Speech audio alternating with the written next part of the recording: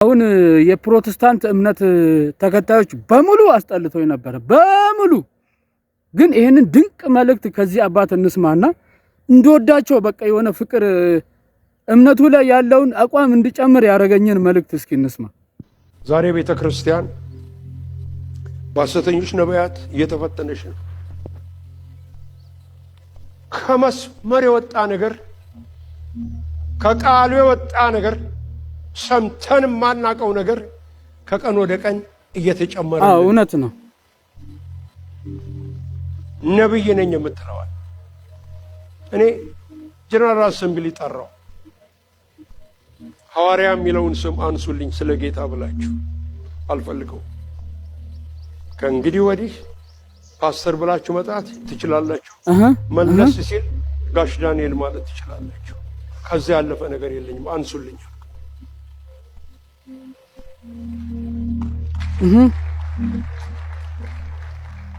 ይኸው ግልጹ ልንገራችሁ፣ ሐዋርያ ዳንኤል ሲሉ ከበድ ይሎኛል።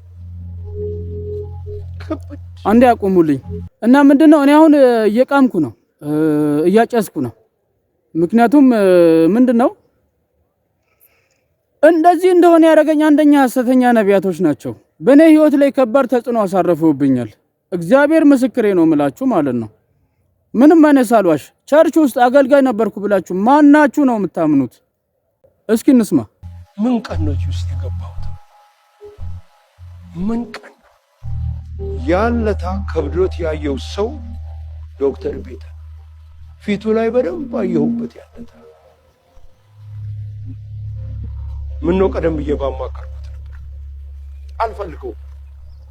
ምክንያቱም ሐዋርያት ሳይሆኑ ሐዋርያት ነን የሚሉትን መርምረህ ሐሰተኞች ሆነው አግኝታቸዋል። ይሄን ወድልሃለሁ። ከእንግዲህ ወዲህ ሐዋርያት ቢነሱ በጌታ የተቀቡ ክብሩን የለበሱ ሕይወታቸው የሚመሰክር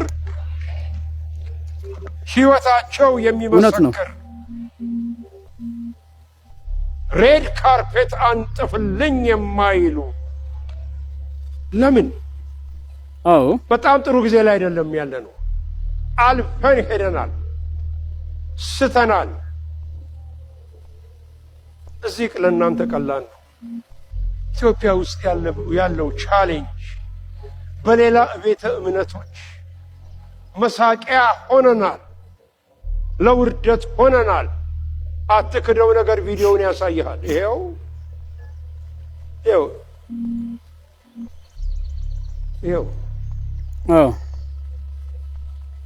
እኔ በአምስት ኦፊስ አምናለሁ በሚገባ። ግን አሰጣጡ ለነማን መሆን እንደሚገባው ወገኖቹ የሚወስን አባቶች ናቸው። ባይሰጥም ባይባልም ደግሞ እውነት ነው። ስራው ይመሰክራል፣ ስራው ይናገራል። እግዚአብሔር የተመሰገነ። አዎ ዛሬ እኮ ምን ላይ ደረስን መሰላችሁ? አንድ ሰው አንድ ቤተ ክርስቲያን ሄደ። እውነተኛ ነገር ነው የምነግራችሁ። ወጣት ፓስተር ነው፣ ብልጭልጭ ሱት ነው የለበሰው። ይሄው አለ ለጉባኤው ከኢየሱስ ጋር መንግስተ ሰማያት ሄጄ ፎቶግራፍ ተነስቼ መጣሁ አለ። ጉባኤው ይዘላል አለ። በቃ ያለ በቃ ምን ነው እኔም በተነሳው ይላል።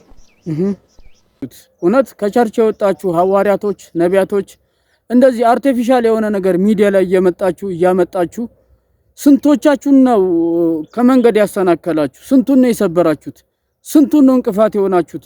ስንቱን ነው አላስፈላጊ ሱስ ውስጥ የከተታችሁት?